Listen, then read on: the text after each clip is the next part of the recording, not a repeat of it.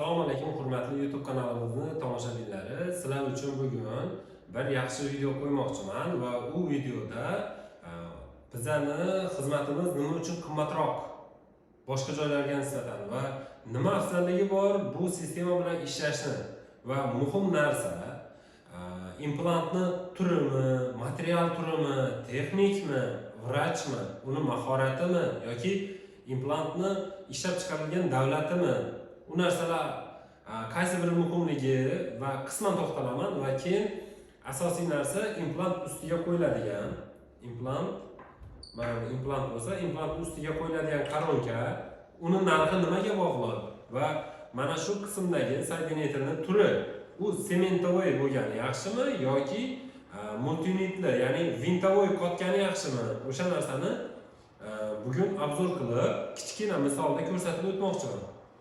Eslatib o'taman, bu video tayyorlayotgan vaqtimda buni o'tidoq tayyorlayotgandim, lekin shunday bo'ldiki, bizani patsiyentni og'zida tishlatgan vaqtdagi rasmlarim men safarga borib kelgunimcha o'chib ketgan va shoshilinch ketib qolgandim. Shu bilan o'chib ketgandan keyin u rasmlarni topa olmadim. Lekin og'izda ham juda ham joylashuvi zo'r bo'lgan va Ahmedov Jamolbek og'a, agar videoni ko'rib turgan bo'lsangiz, kommentariyada o'zingiz yozib keting fikringizni. Hozir qo'yilgan tishlar qanday holatda? Shu haqida ma'lumot berib keting. Chunki sizga qo'yilgan tishni men obzorini hozir qo'yapman. Bizani kuzatib boringlar. Kanalga iltimos qilaman, obuna bo'lib, like tugmasini bosib qo'ying, chunki siz ma'lumot olasiz hozir. Xuddiki bu vrachlarga beriladigan ta'limni bemor sifatida siz o'rganib olasiz va shunday ekan, bu ma'lumotdan foyda olganingiz uchun hech bo'lmaganda like tugmasini yoki bo'lmasam podpisatsiya bo'lib, qo'ng'iroqchani bosib qo'yishingizni so'rayman. Katta rahmat, sizlarni juda ham hurmat qilaman va sizlar uchun kontent qilishdan juda ham charchamayman. Hammangizga katta rahmat. Kuzatib boring, obuna bo'ling, kommentariyada fikringizni yozib qoldiring.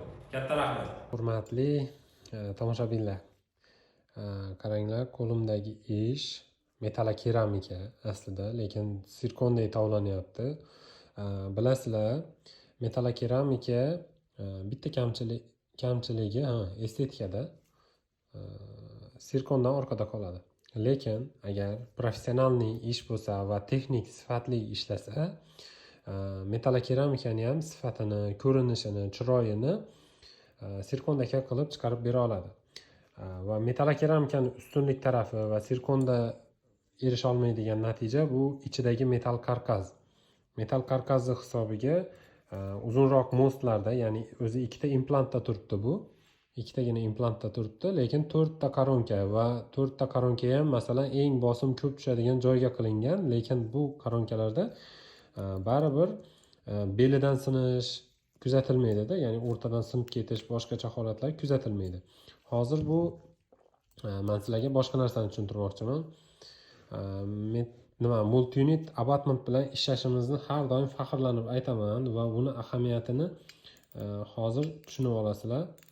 Mana koronkalarni yechamiz. Koronkalarni yechish jarayonimiz ham va og'izda ham xuddi shunday joylashtiriladi.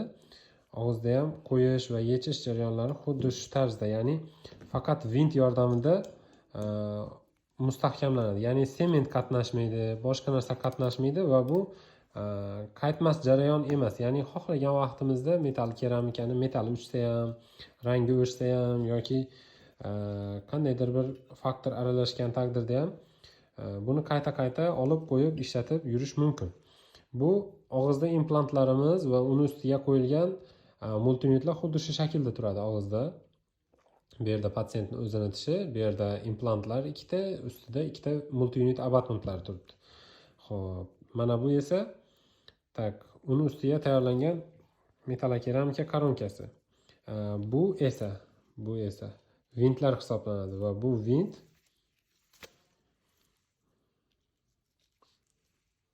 mana shu vint koronkamizni ushlab turadi. Shu kichkina vint va asosiy bosim, asosiy nagruzka, asosiy kuchni mana shu vint ushlab turadi. Shu ushlaydimi desa 100% ushlay oladi. Xo'p, eng katta afzalligi shunaqa va masalan og'izda xuddi shunaqa holatda kelgandan keyin biza buni qotiramiz. Mana shu vint bilan qotirib, implantlarning ustidagi multiunitlarga qotiramiz. Tamom, ish tugadi. Patsient уже chaynashi mumkin. Mana bu qora tochkalarni esa oldin fun lenta, teflonoviy lenta, plus ustidan svetoy plomba bilan yopib qo'yamiz. Hech qanaqa sezilmaydi ham bor yo'g'i va tabiiy tishdan hech qanaqa farq qilmaydi. Qarang, metalokeramika yaxshimi yoki metal tish yaxshimi yoki umuman boshqa narsa yaxshimi degan vaqtda eng muhim narsa vrach va texnik yaxshi bo'lishi kerak. Aslida siz texnikni ham tanlay olmaysiz. Vrach yaxshi bo'lishi kerak, chunki o'zi yaxshi texnikka ish beradi. Xo'p, bu ishimizda mana shu joylariga ham zo'r e'tibor berilgan, chunki ovqat qolmasligi, chaynash muhimligi, samaradorligi, rangi, fissuralari, tekis notekis bo'lishi, tabiiylikka intilish degan narsalarni cho'kki qilib taxlab berganlar, Alloh rozi bo'lsin. Nurdin akamizdan ham ish qilib juda ham zo'r, yaxshi ish bo'lgan. Xudo xolasa ertaga og'izga qo'ygandan keyin ham rasmlar olib, balkim shu videoni ichida qo'yib qo'sharman. Balkim buni bugun o'zini tayyor qilib chiqarib yuborarman, ko'ramiz. Ishqilib, hammangizga yaxshi kayfiyat tilayman. Bizning klinikamiz Urganch shahrida joylashgan, Xorazm viloyati. Ikkita filialimiz bor. Eski hammom yonida, bozor yonida bittasi bor, Dehqon bozor yonida, yana bittasi shahar shifoxonasi oldida, Navoiy ko'cha 85-uyda joylashgan. Bizga savollaringizni telefon orqali emas, Telegram bot orqali yo'llasangiz, hamma savollaringizga javob olish imkoniyatingiz yuqori bo'ladi. FDS aloqa bot manziliga Telegramdan yozib yuborish tavsiya qilamiz. Rahmat, sog' bo'ling.